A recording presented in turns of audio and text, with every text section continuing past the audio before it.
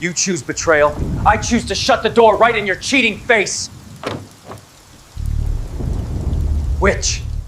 You know what's hilarious about life? It waits until you're completely comfortable, probably wearing those ancient sweatpants with the hole in the lap that you refuse to throw away, and then drops an absolute nuclear bomb right in your living room. That's exactly what happened to me on what I thought was just another boring Thursday evening. I was doing my usual routine, reheating leftover Chinese food from 2 nights ago. Don't judge me because General Tso's chicken genuinely improves with age like fine wine, or my growing cynicism, and scrolling through Netflix trying to understand why their algorithm was convinced I'm some kind of serial butcher enthusiast. Seriously, I watch one true crime documentary and suddenly Netflix thinks I'm auditioning to be the next Ted Bundy. The recommendations were getting absolutely ridiculous at this point. My wife Linda was puttering around the kitchen, doing that thing she does where she reorganizes the spice rack for approximately the 15th time this month. You know, because apparently oregano and paprika have some ancient blood feud requiring constant diplomatic intervention. She's 33, my wife of 4 years, and she has this incredibly annoying habit of clearing her throat when she's about to say something important. It's like her personal early warning system, except instead of alerting me to incoming missiles, it usually means she's about to announce we're out of her fancy almond milk, or that her mother is planning to visit for an entire week. But this particular time was different. The throat clearing had a certain gravity to it, like she was preparing to announce the winner of an Academy Award or declare war on some small, unsuspecting country. I'm moving in with my ex-husband Kevin to co-parent better, she said, just like that. Casual as you please. Like she was commenting on the weather forecast or asking if I wanted additional soy sauce on my fried rice. You'll understand someday. I blinked once, twice, 3 times. Because surely my brain was malfunctioning from too much MSG and Netflix-induced anxiety. Maybe I was having some kind of stroke. Maybe this was one of those bizarre nightmares where your subconscious decides to torture you with the most random, ridiculous scenarios imaginable. But no, Linda was standing there, hands firmly planted on her hips in that pose she strikes when she thinks she's being reasonable and mature, waiting for my response like she just announced she was switching to oat milk instead of almond. Was this some kind of elaborate prank? I actually looked around the room, half expecting to see cameras hidden behind our collection of fake plants. Because of course we have fake plants, since Linda eliminates everything green that enters this house, including my hopes and dreams apparently. But the look in her eyes told me everything I needed to know. She was dead serious. My wife of 4 years had just casually announced she was moving in with her ex-husband. The same ex-husband she'd spent countless hours complaining about, calling him an irresponsible man-child who couldn't even remember to pick up his own daughter on his designated custody weekends. The same Kevin who still owed thousands in back child support and thought an appropriate birthday gift for his kid was a gas station teddy bear accompanied by a pack of Skittles. The silence stretched between us like a rubber band about to snap. I could hear the microwave humming, finishing up my pathetic excuse for dinner. The Netflix screen had gone to that annoying screensaver it does when you ignore it too long, probably judging me for my inability to commit to watching anything. And then, because apparently my brain decided to take an extended vacation right when I needed it most, I smiled. Not a happy smile, not a sad smile, but one of those smiles that says this is happening, and I'm either going to laugh or completely lose my mind, so let's go with option 1. Absolutely, I said, and I swear to God the word came out of my mouth like it belonged to someone else entirely. Linda's face went through approximately 17 different expressions in the span of 2 seconds. Confusion, relief, suspicion, more confusion, and then something that looked almost like disappointment. She'd obviously been preparing for a major fight, maybe even hoping for one. There's nothing Linda loves more than a good, dramatic scene where she gets to play the sufferer and I get to play the unreasonable idiot husband who doesn't understand her personal growth and journey. But I wasn't giving her that satisfaction, not this time. Because here's the thing about being married to someone for 4 years. You learn their patterns, you figure out their strategies, their go-to moves, their favorite manipulation tactics. And Linda's biggest weapon had always been my predictable reactions to her nonsense. She expected me to yell, to throw things, maybe storm out dramatically, definitely call her crazy, and demand she explain how moving in with her ex-husband was supposed to help anyone, especially their 8-year-old daughter, Sophia. Instead, I was already plotting. and sarcasm, my oldest and most reliable friend, was wrapping around me like protective armor. So for the next 7 days, I transformed myself into Ward Cleaver meets Mother Teresa with a dash of that creepy Stepford husband energy that makes people uncomfortable, but they can't quite identify why. I was up at 6 every morning making her coffee exactly the way she likes it. 2 sugars, oat milk, because regular milk is apparently the devil incarnate now, and a splash of that vanilla extract she pretends makes it artisanal. I'd present it to her with a smile so bright it could have powered our entire house for a week. "Good morning, sweetheart," I'd say, and I swear I could see the confusion flicker across her face every single time. She was waiting for the other shoe to drop, for me to finally crack and start the fight she was obviously preparing for. But nope, I was channeling my inner Zen master, floating through our house like some kind of domestic Buddha who'd achieved enlightenment through aggressive helpfulness. The packing situation was where I really got to showcase my talents. Linda, being Linda, had turned what should have been a simple throw-your-stuff-in-boxes operation into some kind of Marie Kondo fever dream. She was holding up every single item, having these deep philosophical conversations with herself about whether her collection of 37 different face masks sparked joy, or if her drawer full of exercise equipment she'd used exactly twice needed to make the journey to Casa de Kevin. Me? I took a much more practical approach. I went to Home Depot because, of course, I went to Home Depot. Where else does a man go when his life is falling apart? And bought enough boxes to pack up a small village. Then I labeled them with the kind of precision that would make a professional organizer weep with genuine joy. Kitchen stuff. Boring but accurate. Bathroom toiletries. Oh, practical and straightforward. But then, because I'm not completely dead inside, I started getting creative. Delusions. That was the box where I packed all her self-help books. The ones with titles like Finding Your Inner Goddess and Why Women Who Love Too Much. Love Men Who Don't Love Enough, or whatever nonsense that was called. 23 books about finding yourself, and she still managed to lose herself in the worst possible way. The irony was so thick you could cut it with a knife. Bad decisions. This was a bigger box filled with all the evidence of her questionable life choices.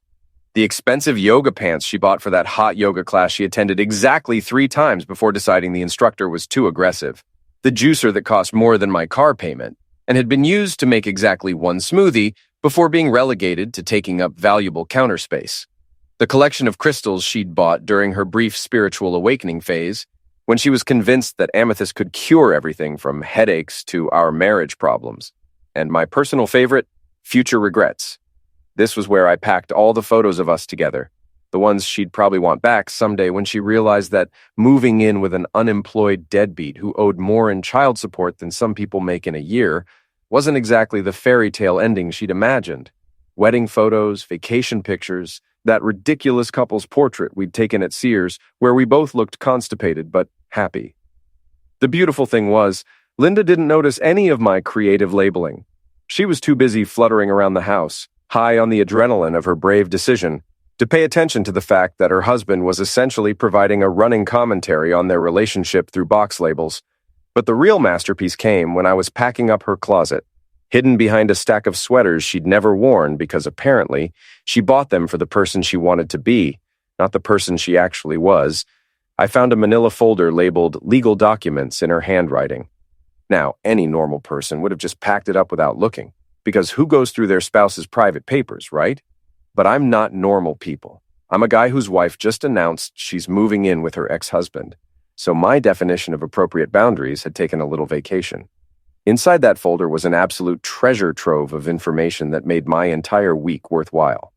Custody agreements, child support documentation, financial records, all stuff that painted a very different picture of St. Kevin than the one Linda had been selling. Apparently, our boy Kevin owed exactly $19,200 in back child support, had violated his custody agreement more times than I could count on both hands, and had a credit score that would make a bankruptcy lawyer cry tears of professional joy. But the real gold mine was the text message screenshots Linda had apparently been keeping as some kind of insurance policy. Messages between her and Kevin going back months, talking about their plan to get back together, discussing me like I was some kind of financial resource, rather than, a human being with actual feelings. My personal favorite was Kevin's comment about how I was useful like a walking ATM, followed by Linda's laughing emoji response. Yeah, that one stung a little. Okay, it stung a lot, but it also crystallized something for me. This wasn't about co-parenting. This wasn't about what was best for little Sophia. This was about Linda wanting to have her cake and eat it too, keeping me around as the stable, financially responsible safety net while she played house with her ex-husband and convinced herself she was doing it for the children. I made copies of everything, every document, every screenshot, every piece of evidence that showed exactly what kind of people I was dealing with. Then I put the originals back exactly where I found them, because I'm not a monster. I'm just a guy who believes in being thoroughly prepared. Saturday morning rolled around like the finale of a really twisted reality show. I woke up at 5:30 and drove to the U-Haul place, one of those depressing strip mall establishments that looks like it was built during the Carter administration and hasn't been updated since. The guy behind the counter looked like he'd rather be literally anywhere else, which made two of us. Moving my wife in with her ex-husband, I explained, with the kind of smile that probably made him wonder if he should be calling someone. Very modern, very progressive. I'm just the supportive husband helping facilitate this beautiful reunion. He stared at me for a solid 10 seconds, before deciding that whatever was happening here was way above his pay grade. Smart man. Kevin's house was at the end of a cul-de-sac in one of those suburban developments where all the houses look identical. Cookie-cutter McMansions with tiny yards and HOA rules that probably regulated the acceptable shade of beige for your mailbox. His lawn needed cutting. There were newspapers piled up on the front porch, and the driveway had more cracks than my faith in humanity. Kevin came out to meet us, and let me tell you, the man had not aged well. He looked like someone had taken the guy Linda used to be married to and put him through a washing machine set to life disappointment. His hair was doing that thing where balding guys try to hide it by growing the sides longer and combing it over, except the wind wasn't cooperating. He was wearing cargo shorts in October and a t-shirt that had probably fit him 15 pounds ago. But the real kicker was his attitude. This guy strutted up like he was the hero of his own action movie, chest puffed out, stupid grin plastered across his face. "Takes a real man to put the kid first," he said, squeezing my hand aggressively. "Oh, I agree," I replied, maintaining that same pleasant smile. "Children should always come first. It's all about the children, isn't it?" He nodded enthusiastically, completely missing the sarcasm dripping from my voice. This was a man who owed nearly $20,000 in back child support, telling me about putting children first. The irony was so thick you could spread it on toast. After 3 hours of carrying boxes while Kevin stood around pointing at things like he was directing traffic at the world's slowest intersection, it was finally time for my grand finale. "I think I'm going to head out, let you two get settled in your new arrangement," I announced. Linda threw her arms around me in one of those hugs that's supposed to be emotional but mostly just feels awkward. "Thank you so much for being so understanding," she whispered. "This is exactly why you're such a good man." I patted her back like I was burping a baby. "Just want what's best for everyone, sweetheart. Especially little Sophia." Kevin extended his hand again, this time less aggressive and more grateful. "Seriously, man, this means everything. You're showing real character here." I shook his hand and looked him dead in the eye. "Don't mention it, Kevin. Really, don't mention it to anyone." But I wasn't going home. Oh no, I had one more stop to make.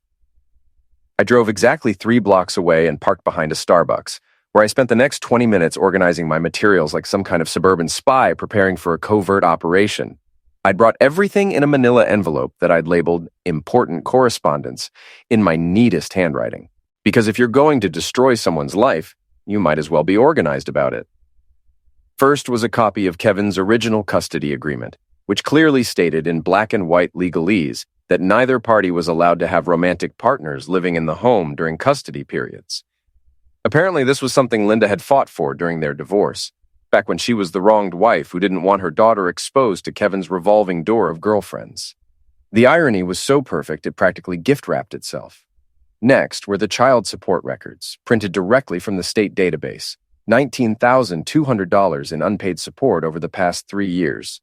Each missed payment was documented with dates, amounts, and late fees that had compounded like interest on a loan shark's debt. But the real masterpiece was the screenshot collection of text messages between Linda and Kevin, planning their little reunion while I was at work earning the money keeping our household afloat. My personal favorite was from 6 weeks ago, where Kevin had written, "Once we're living together again, we won't need his money anymore."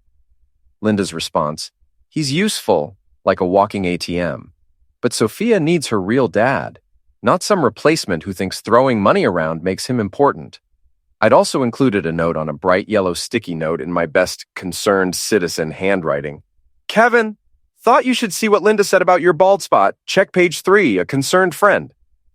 There was no page 3, but there was going to be a very paranoid Kevin rifling through every piece of paper, wondering what Linda had said about his increasingly visible scalp situation. The beauty of paranoia is that it's self-sustaining. I walked up to Kevin's mailbox that perfect evening when everyone was inside eating dinner, and the envelope slid right in with a satisfying little thunk. Then I walked away, hands in my pockets, whistling. Just another suburban dad out for some fresh air. Sunday morning arrived like Christmas, Easter, and my birthday all rolled into one beautiful package of anticipated chaos. At exactly 6:17 a.m., my phone rang. The sound coming through was like someone had taken a tornado siren, mixed it with a car accident, and thrown in a little bit of possessed demon for seasoning. What did you do? Linda shrieked. What the hell did you put in that mailbox? I took a sip of my coffee. Mailbox? What mailbox? Linda, you're not making any sense. Are you feeling all right? Don't you dare pretend you don't know. Marcus found documents in his mailbox this morning. Legal documents, child support records, screenshots of our private conversations. Well, that sounds terrible. Who would do something like that? Maybe someone from the neighborhood who doesn't approve of your living situation? It was you. Linda, I'm really disappointed that you would accuse me of something like that. All I did yesterday was help you move your things. You asked me to pack everything, remember? I was just being thorough. And that was the beauty of it. I hadn't lied, not technically. She had asked me to pack everything. She'd been so focused on her big dramatic gesture that she'd completely overlooked the fact that giving me unrestricted access to her personal belongings might not be the smartest move. Those were private documents. You had no right to look at them. You mean the documents that were mixed in with your sweaters? The ones in the folder labeled legal documents sitting right there in your closet? Linda, if you didn't want me to see them, maybe you shouldn't have asked me to pack your closet. I could practically hear her brain short-circuiting. But why would you do this to us? Do what? I packed your belongings and helped you move them to Kevin's house. If there were documents in those belongings that Kevin didn't know about, that's between you and him. I'm not responsible for what you kept hidden from your co-parenting partner. The silence was profound. When she finally spoke again, her voice had changed completely. Cold calculation replacing rage.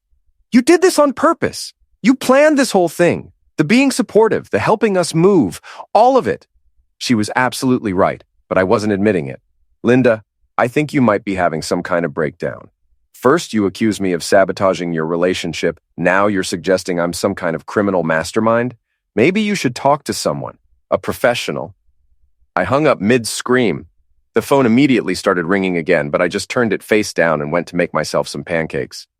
Real pancakes from a box mix, not those protein-packed cardboard discs Linda had convinced me were just as good. About 20 minutes later, texts flooded in.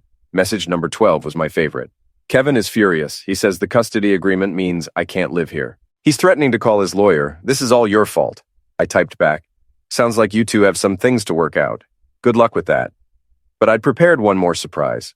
While I'd been busy ruining Kevin and Linda's morning, I'd also sent a package to Rebecca, Kevin's actual ex-wife, Sophia's mother, who'd been fighting for years to get the child support she was legally owed. The package included copies of the child support records, but also bank statements showing Kevin's real income versus what he'd been reporting to the court. Turns out Kevin had been doing some under-the-table work and conveniently forgetting to mention it when calculating his support payments. I'd also included social media screenshots, photos of Kevin at expensive restaurants, pictures of him at craft beer festivals, posts about his latest comic book acquisitions, all time-stamped during periods when he was supposedly too broke to pay child support.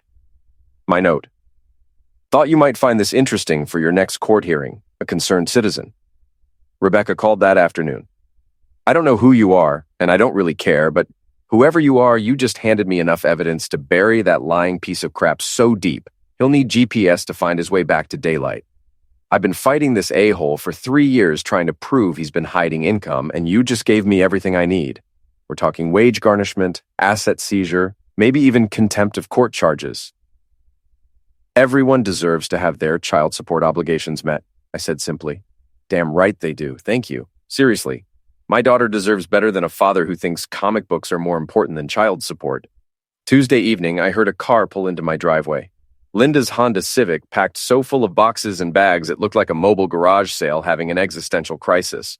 And there was Linda herself, standing in my driveway, looking like she'd been hit by a truck full of reality checks. Her hair was doing that thing it does when she's been crying and running her hands through it. She was wearing those same ratty pajama pants from moving day, except now they had mysterious stains I didn't want to think about.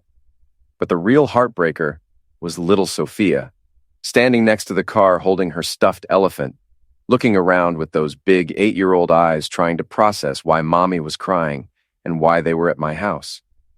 "Please," Linda said, her voice small and broken. "Can we come in, just for tonight? I have nowhere else to go. Kevin kicked me out. He said I was a liability, that I was going to ruin his custody case." I looked at her, then at the car, then at Sophia, who was trying to pretend she wasn't listening, but was obviously hanging on every word. "Interesting. What happened to co-parenting heaven? What happened to your beautiful new life with Kevin?" Linda's face crumpled. "He said I was going to ruin everything. He couldn't afford to have me there anymore." So, let me get this straight. The man who owes nearly $20,000 in back child support, who's been violating his custody agreement, who's been hiding income from the court system, that man decided you were a liability? She flinched like I'd slapped her. I looked at Sophia, who was trying very hard to be invisible while clutching her stuffed elephant. And that's when I realized this was the moment Linda had been counting on. She'd brought Sophia with her, not just because she had nowhere else to put her, but because she knew I had a soft spot for the kid. She was using her own daughter as emotional leverage. "Linda, let me ask you something. What happened to co-parenting heaven? What happened to putting Sophia first? What happened to Kevin being such a mature, responsible father figure? What happened is that you discovered Kevin isn't actually the kind of man who takes responsibility for his actions. He's the kind who throws other people under the bus when things get complicated. And now that you've served your purpose, he's discarding you." I looked down at Sophia. "Hey, kiddo, you know I care about you, right? You know that none of this is your fault?" She nodded, clutching her elephant tighter. "Good. Remember that, okay? No matter what happens with the grown-ups, this isn't your fault." Then I looked back at Linda. "As for you, here's what's going to happen. You're going to get back in your Honda Civic, and you're going to drive to the nearest Motel 6. Or you can try your parents again, or your sister, or literally anyone else who might be foolish enough to enable your poor choices." "You can't be serious," she whispered. "Oh, I'm dead serious.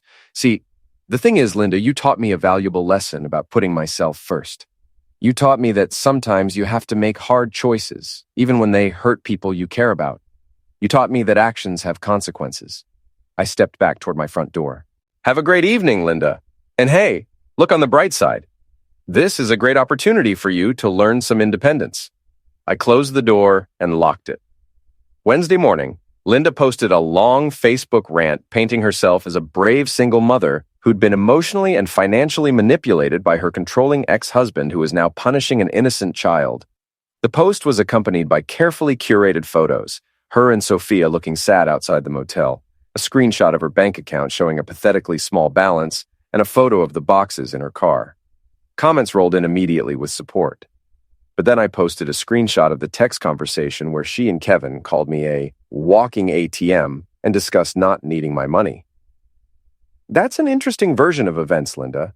For anyone curious about the full story, here's what she and Kevin said about me while planning their reunion. "Just thought people should have all the facts before offering their support." Her narrative unraveled instantly. People started asking uncomfortable questions. Linda tried damage control but kept digging the hole deeper with increasingly defensive replies. Even her most loyal supporters backed away. By Thursday, she'd deleted everything. But screenshots live forever, and the story had spread through our social circles like wildfire. 3 weeks later came the courthouse finale. Rebecca had dragged Kevin back to court, and because I'd provided some of the evidence, I got a front row seat to the show. Kevin stumbled in 10 minutes late wearing a suit that had probably fit him when Obama was president. Linda showed up as his character witness, which seemed ironic given her current circumstances. Kevin's lawyer tried arguing that Linda moving in created expenses preventing him from paying support. The judge actually laughed. "Let me make sure I understand this correctly. You violated your custody agreement by having a romantic partner living in your home, hid income from this court, failed to pay support for 3 years, and now you want to blame everyone except yourself for the consequences of those actions. The ruling was swift and brutal. Kevin's wages were garnished, his assets frozen pending payment of back support, and his custody suspended until he could prove financial responsibility. The judge also ordered him to pay Rebecca's legal fees. As for Linda's character witness testimony, the judge dismissed it with a single sentence. Miss Patterson's current living arrangements and employment status suggest that she may not be the most reliable judge of financial responsibility. 6 months later, I'm living my best life. My house is quiet, my bank account healthy, and I can eat cereal for dinner without lectures about balanced nutrition. Kevin downsized from his McMansion to a studio apartment. His wages are being garnished so aggressively, he's essentially working full-time to pay for being a deadbeat dad for 3 years. Word is he's riding the bus now and shopping at dollar stores. Linda moved back in with her parents at 33, working 2 jobs, one at a coffee shop and another doing telemarketing. Her Instagram went from motivational quotes to dead silence. The only part that genuinely makes me sad is Sophia. She started writing me letters through her school counselor, asking if I still remember our pancake Saturdays. Of course I remember. Those memories are mine, earned through 4 years of getting up early on weekends to make chocolate chip pancakes and listening to her chatter about whatever 8-year-old drama was consuming her world. I write back carefully, telling her I'm proud of her, that Mr. Bubbles sounds like an excellent fish.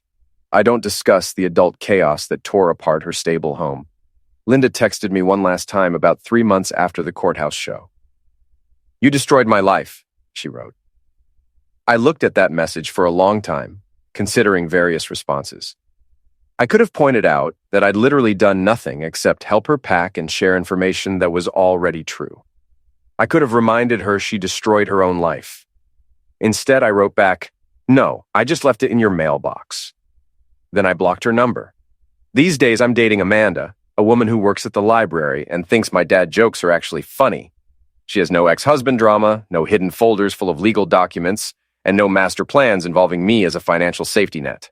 When she says she wants to spend time together, she means it. We make dinner together, and she doesn't judge me when I want to watch action movies where things explode for no reason. Last weekend, we tried making lasagna and burned it so badly the smoke alarm went off. We laughed about it, ordered pizza instead, ate on the couch, and watched a movie where the good guys won and the bad guys got exactly what they deserved. Honestly, boring never tasted so sweet.